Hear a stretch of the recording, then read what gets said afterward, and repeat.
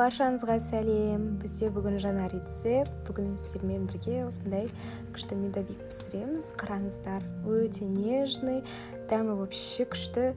Маған өзіме қатты ұнады. Бүгін сіздермен бірге жасаймыз. Ал бастайық. Ең бірінші осындай 3 ас қасық балымызды осы газға қоямыз. Бірден аз ғана отқа қойып қойыңыздар. Осылай ерігенше араластырамыз. Одан кейін осының үстіне ерігеннен кейін 1 шай қасық сода құйып бірден араластырамыз. Осы кезде бізде масса үлкейеді, яғни реакция жүріп бірден көпіріп кетеді. Осы кезде тоқтамай араластыра бересіздер. Қазір балдың түсі де өзгереді. Осы кезде абай болыңыздар, қатты күйдіріп алмаңыздар. Міне менде ақырындап осылай сары болып, одан кейін осылай оранжевый сияқты түске еніп бастайды. Осы кезде осы сливочный масломызды саламыз. Майды, яғни 120 грамм, барлығын жазып қойдым астына. Оны да ерітіп аламыз. Одан кейін үстіне қантымыздың мен жарты бөлігін осы жаққа саламын. Қарап отырыңыздар, мінекей барлығын ерітеміз осы біздің отымызда. Ақырынға қойып қойыңыздар. Ерітіп осылай бөлек жаққа қойып қоямыз. Енді бөлек ыдысымызға 4 жұмыртқаны жарамыз. Қазір қанттың жарты бөлігін осы жұмыртқаға қосатын боламыз. Мен осылай жасаймын. Осылай жарты бөлік қантты салдық. Барлығын жақсылап біріктіріп аламыз. Осы жұмыртқа мен қантымызды толығымен араластырып, кейін осы мёды бар біздің массамызды қосамыз.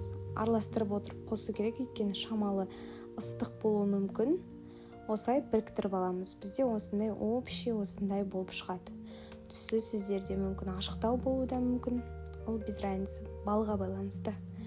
Осы кезде енді ұнымызды қосамыз. Ұнды нақты количествосын, мөлшерін жазған жоқпын, өйткені әркімде әртүрлі болуы мүмкін. Тестамыз қою болғанға дейін қосамыз. Видеодан қарап отырыңыздар. Міне осылай венчикпен жақсылап біріктіреміз. Комочектар қалып қоймау керек. Қарап отырыңыздар жақсылап. Мінекей енді осылай пергаментімізді төсеп, осылай 4-5 осындай столовый ложкамен осылай тестаны құйдым. Үстіне ұн себемін, қарап отырыңыздар. Осы кезде негізі оқтауды қолдануға болады, бірақ мен басында қорқыттым, мүмкін жабысып қалады деп, сол себепті қолыммен осылай дөңгелек етіп коржымды жайып шықтым. Өте тез жасалады. Қолға жабыспас үшін осы ұнды себеміз. Осылай барлығын жасап шығамыз. Осылай 5-6 минутта, немесе 7-8 минутта піседі. Корждарды жақсылап суытамыз.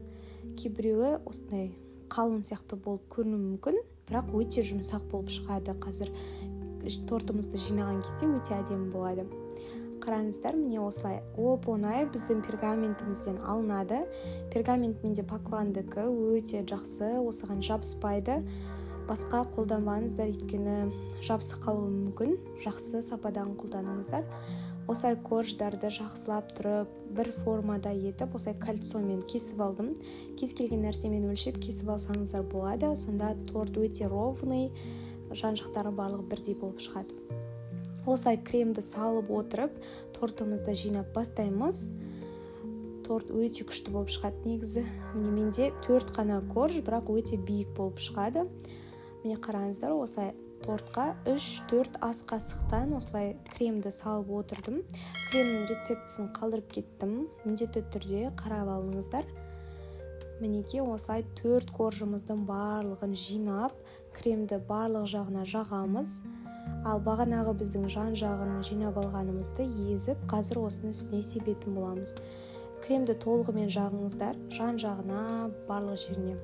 Осылай мен крошкеларды жан жағына септім, ортасына ашық қалдырайын дедім. Сіздер полный сеуіп тастасаңыздар да болады. Бұл бізде классикалық әдіс, барлығы білетін.